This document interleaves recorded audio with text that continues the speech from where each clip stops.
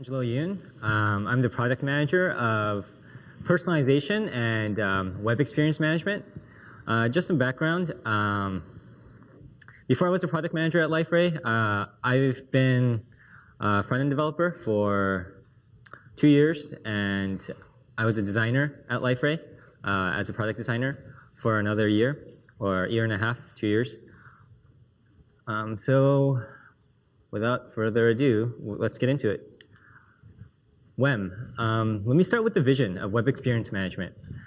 So Brian Chung earlier in the keynote alluded to connecting business and IT and helping them work together through Liferay DXP. When we looked at that and we thought to ourselves, what can we do to web experience management to help achieve that vision? And what we came up with was make Liferay development accessible and familiar, and empowering business to create great digital experiences. And to kind of dig into that, so what do I mean when I say make Liferay DXP development accessible? As a front-end developer, coming into Liferay, when I first started working at Liferay, there's just so much you have to know, right? You have to know Java. Right around when I started, they started talking about OSGI. There's JSPs. I don't know what that is. I'm fairly young. And then there's the portal. There's portlet. There's portlets. There's all this baggage, and more, it's getting really hard to find developers that are qualified in all of those things, in those legacy technologies. And conversely, it's actually more important than ever to have good developers. IT is becoming really important.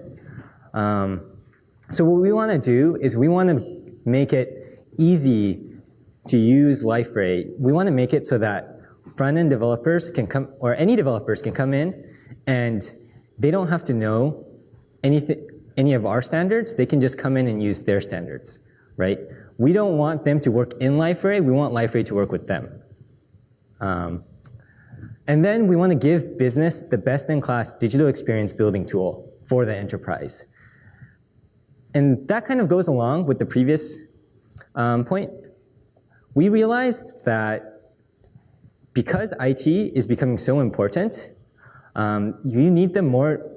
We need IT leaders more than ever to solve those challenging business problems, right? Innovate and be creative. I think earlier in the keynote, they talked about how you need to use innovation to differentiate yourselves through your domain knowledge, right? But what does that mean for WEM? Because I think traditionally WEM is we've been doing web experience, making landing pages, websites. We've been doing that since 2000s, right? So what does that look like for that?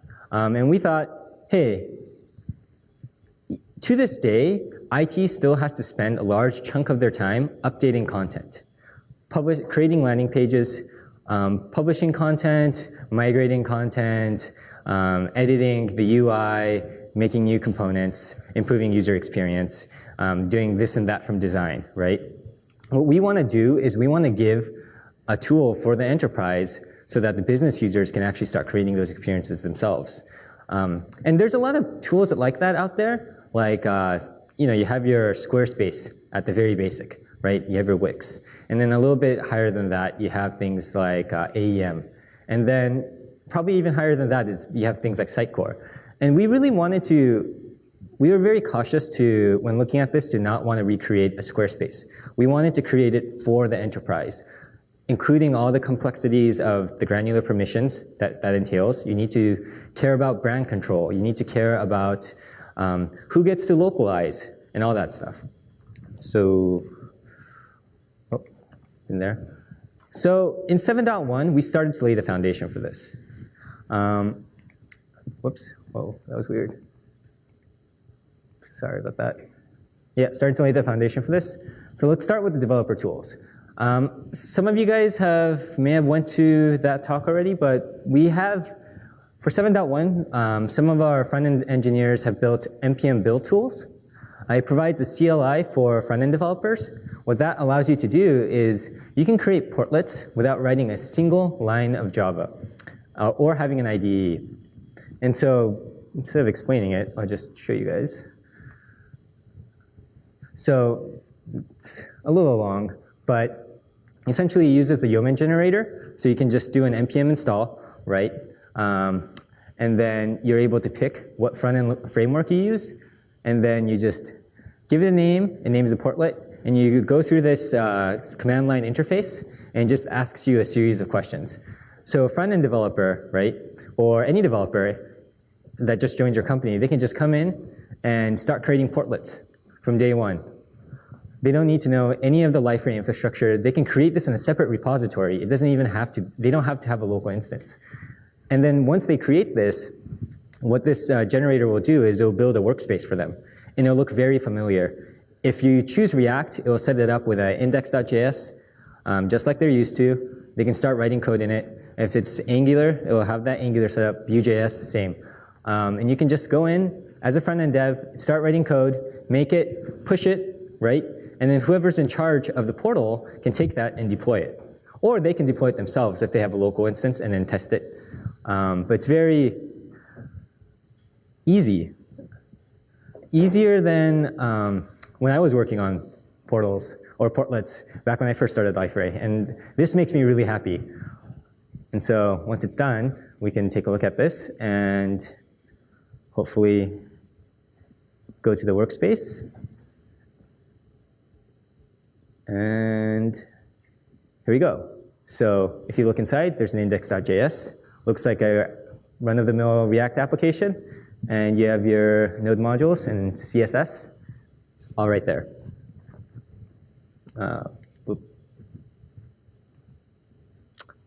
Well, there goes that.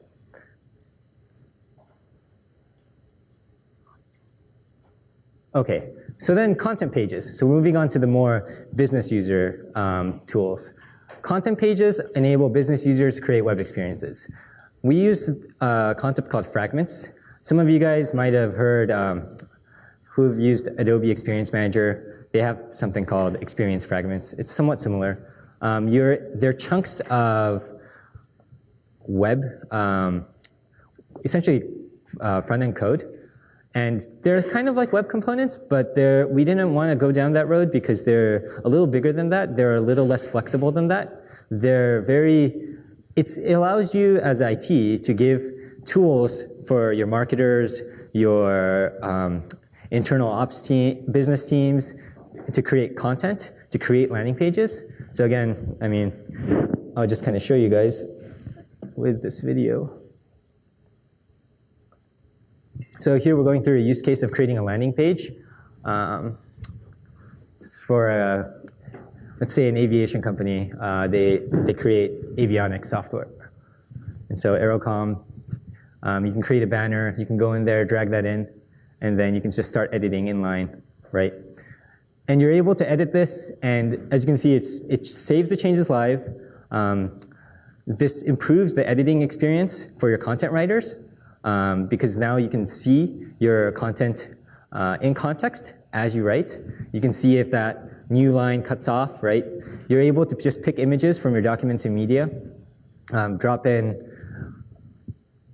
your run-of-the-mill marketing slogans in there. So up to 85% accuracy. You can watch me try to come up with marketing jargon. And what this allows you to do as IT is it allows you to lay some of that burden off of your developers and empower marketing and empower business to create these pages. So kind of skipping forward. So you can actually embed portlets in here too, which we'll show with forms. But all of these editable content, how it works behind the scenes is you actually put LFR-editable tag, and you just give it a type, either an image, a text, a rich text, and that designates something as editable. And once you do that, you just save it, and then once it's published, you're able to drag that content in and edit as you will. Let's just skip in the video. Oh, there we go. So here we're adding forms. So again, just picking an image, but you can actually select a form, and this uses the forms portlet. So we will have an early adopter sign up form. And this too is business user friendly. You can just, again, we're creating some text in here, we're creating messaging, and then once it's all said and done, you can go to your pages, and you can view it.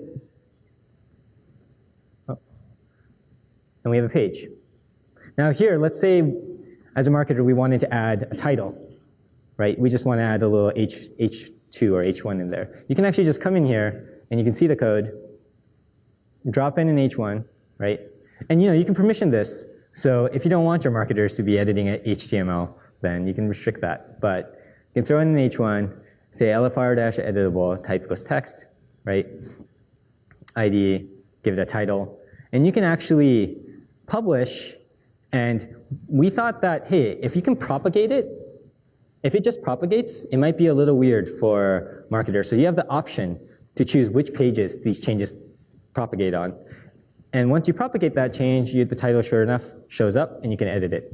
And it uses, behind the scenes, we're using an ID. So every time you designate LFR-editable, you have to provide an ID. And as long as that ID stays the same, your content will persist, even if you make some changes to the UI. So this allows, we preserve that decoupling between the view layer and the content, right? While still empowering marketers. And then moving forward, we can now check this out in the incognito view, and boom, we have a landing page and the form submitted. Whoop.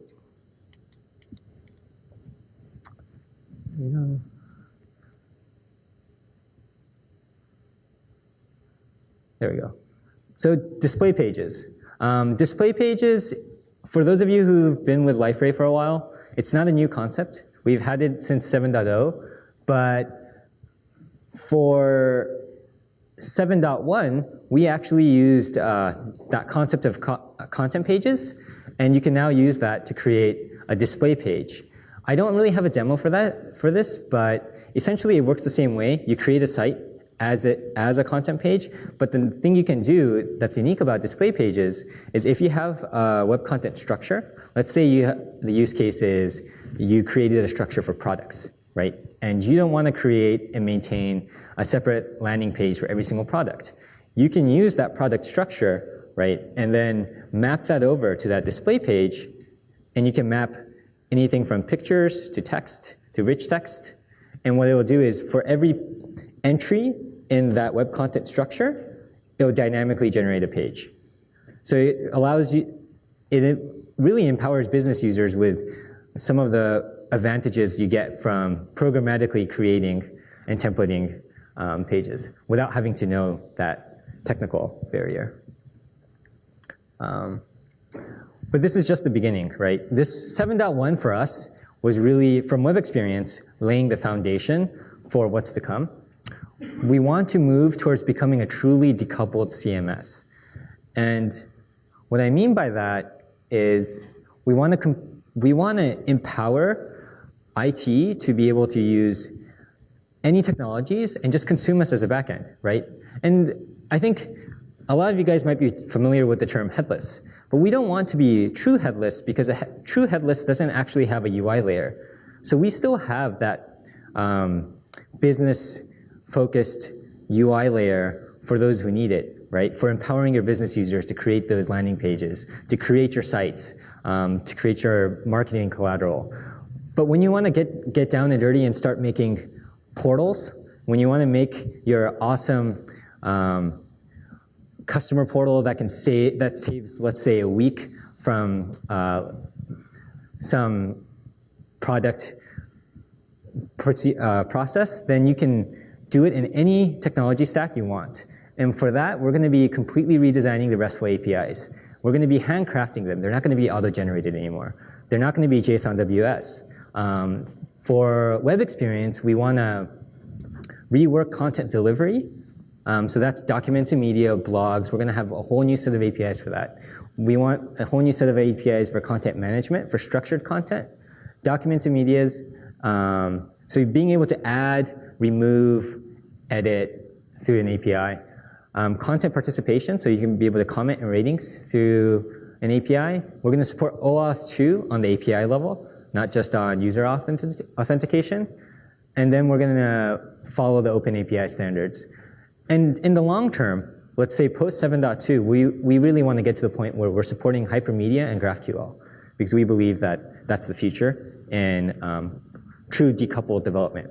We want you guys to be able to develop faster than ever. Front-end UI can be changed like that, right? So it doesn't make sense for us to have to spend weeks at a time to create a new UI layer. Whoops. And we want to make an enterprise-grade site builder. So a major challenge with providing web experience management, which I alluded to earlier, is that enterprise has to balance brand control and tools to create unique web experiences. So you want to give them that flexibility and creativity to create really cutting-edge digital experiences, right? But you don't, if you look at something like a Wix, it's problematic because it's too heavily restricted sometimes. Or if even AEM, it's too heavily restricted. You can, even with the fragments demo, they're just one card, right? And you can only do so much as a marketer by placing those things. But what you can do, what we're trying to build is, oops, keep getting that mixed up, a fragment builder. So what this will allow you to do is you can go into the same page now, but with the fragment builder, you can just start creating a new fragment as a marketer. And how that works is you just have a list of fairly common elements, not HTML elements, but more use case specific elements like images, containers, headings, paragraphs, buttons, right? And you can just drag and drop that onto the page. And we have something called styles. So we're taking a piece from some of the more designer tools out there, like Sketch, like Figma. And we really like the idea of having a style guide, a style component library. When we saw that, it really resembles how we work internally. You have designers that define what the components look like. You have developers that code the components, and then you have your business users that kind of dictate what we need out of a page. What this gets you is you're able to separately permission who gets to put the components onto the page and who gets to style the components. So a marketer might not be able to have permission to create necessarily a new heading. Let's say a marketer might want to change the font to Arial. You don't want that as a company, right? You need to have that brand control. Let's say the marketer wants to switch that to blue. Again, you can permission those things, but you still give them the flexibility to create whatever sites. And so what we also have is a style editor. And the style editor is pretty cool. What you can do is you can create new styles for your components. And this can be done through the UI. You don't necessarily need a front-end developer. But the long-term goal with this is to have it play nice with web components. So if your front-end developer has a bunch of React components or Vue components, right? You can just throw that in there and it'll work. But in this case, a designer can come in here and start defining these styles. And they can do it inline so they can see the changes, right? Change the color. Or they can do it through this new page that we call a style manager. And this will be per site. We're still thinking about how this is going to play well with themes. As is, we're thinking that this will be a layer on top of themes. I don't know if any of you guys went to the theme talk or if that's actually before or after this talk, but with themes, we're adding a lot of variables, right? And so CSS variables, and we'll be using those CSS variables to then change some of these components. So this plays nicely with your theme and allows you to edit the theme without having to deploy every time you want to make a UI change. Now the cool part, personalization. So we have a lot in store for personalization for 7.1. One of the things that we're doing right off the bat is 7.1 is going to be the last release of audience targeting, right? And you guys might be like, whoa, whoa, whoa. We've been hyping up personalization like crazy since 7.0 DXP. Why are we killing or deprecating audience targeting? What we're doing is we're taking audience targeting, moving the functionality to DXP and DXP core. And what we get out of that is we wanted to play really nicely with everything in the DXP, not just be another portlet on the page.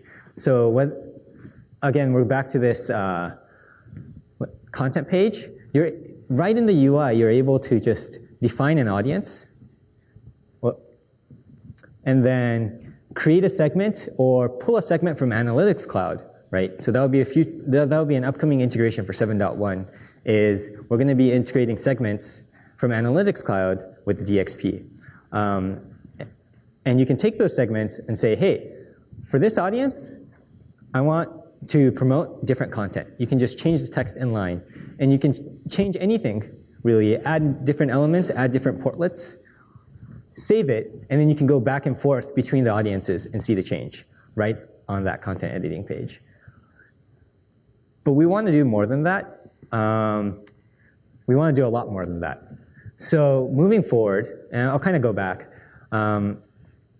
with personalization, what we also want to do is we want to create campaigns. So we have already had campaigns within audience targeting, but it doesn't, it's a folder with, essentially it's a group of, or a set of personalizations with a time range, right? You can say start date 1 to start date 2, but it doesn't really, you can't really orchestrate a true campaign using audience targeting. We want to realize that vision, and hopefully we want to do it for 7.1, or sorry, 7.2.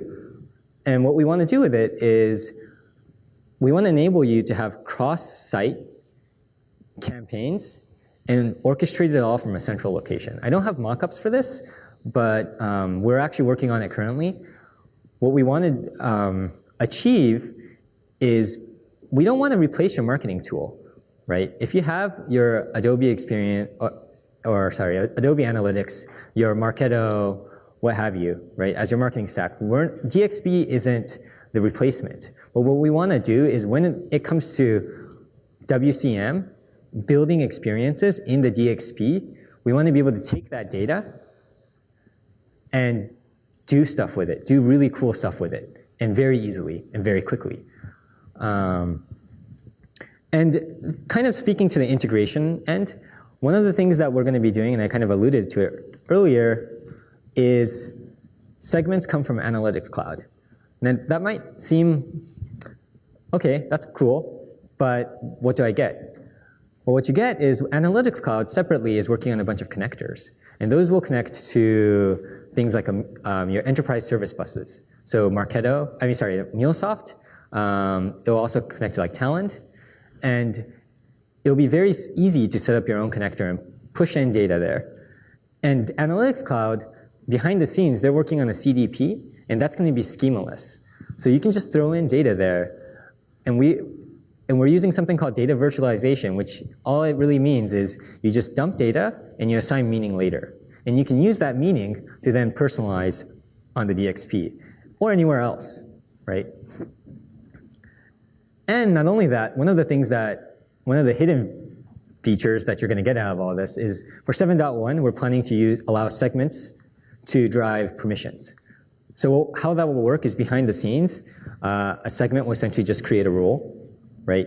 And then you can permission to that segment, and what's actually happening is just permissioning to that role. But what that allows you to do is, also for 7.1, Analytics Cloud will have an out-of-the-box connector with Salesforce. Guess what? You can create a segment of people with open opportunities, right?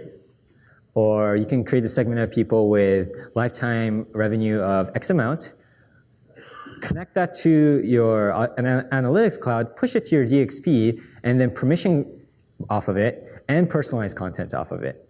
And the benefit you get out of the DXP is that because we handle authenticated experiences like your portals and intranets, and your landing pages and your websites, you get end-to-end personalization. Well, wait. And then kind of going down the path, the roadmap, and this is a pretty big roadmap. So we're not saying we can hit all of this for 7.2. This is us planning ahead. We're trying to plan a roadmap for 7.2, 7.3, and even maybe 7.4. Now the hope is we're going to try to get as much of this as possible into 7.2. But really, I think the future is pretty exciting. We have commerce integration. So WCM, all the things you saw with the content pages and the display pages, the idea is in the short term, we want to be able to have that work well with commerce product catalogs. So if you want to create a display page for your product catalog, just like web content structure, you have your product catalog, you map that over to a display page, and boom, you have a bunch of product pages, right? You have segments and personalizations working well with commerce. So commerce pricing, commerce purchase history, commerce recommendations. You can use all of that to personalize on your customer portals. Personalization core. So this is, we want to create account segments. So we'll use organizations in Liferay DXP, but allowing you to create segments around groups of people. Like for B2B business, your accounts. Third-party database personalization. This is an interesting one. So how can we do this that easily? We actually just, some of you guys may have heard, but we actually acquired a company called Triblio. One of the things they do is account-based marketing, and they specialize in that. They work through some front-end code that you place on a page, and then they swap in and out content. But what they have behind the scenes is they have a DMP. They have integration with the third-party data providers, and they allow you to just pull anonymous information. Like I have an IP, I can get, hey, this IP address is part of this account, this industry. They won't give you a name, but they'll give you some of the information that will allow you to personalize to that.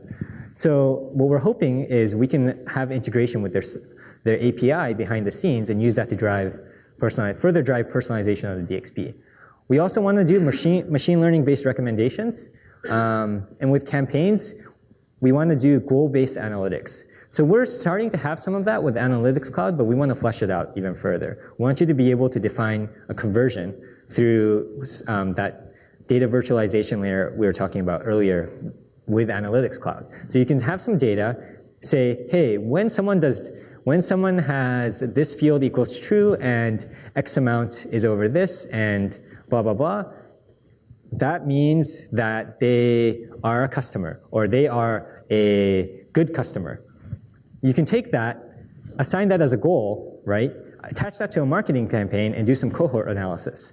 So you can see how many people clicked on this, made it here, right? And you can A/B test off of that. So we want to be able to do that with A/B testing, and then eventually, I think the end goal for all of this, and this might be a long ways away, but we have our eyes on the target. The end goal is what Ed Chung was talking about earlier with closing the loop. So you don't want to just be able to create these web experiences on the DXP. You want to be able to optimize, right? And ideally, you want that optimization to be automatic. So we're still in the early phases. We haven't really thought it through, but from a more implementation perspective. But we want to get to a point where we can use machine learning-based optimizations with those conversions. So if you care about a certain conversion, hey, you already know if these people did this, show the best experience to get more people to do that, right? And there's more, but that's all I have with 42 seconds left. So if you guys have any questions, I'm free and I will also be free after the talk. Thank you.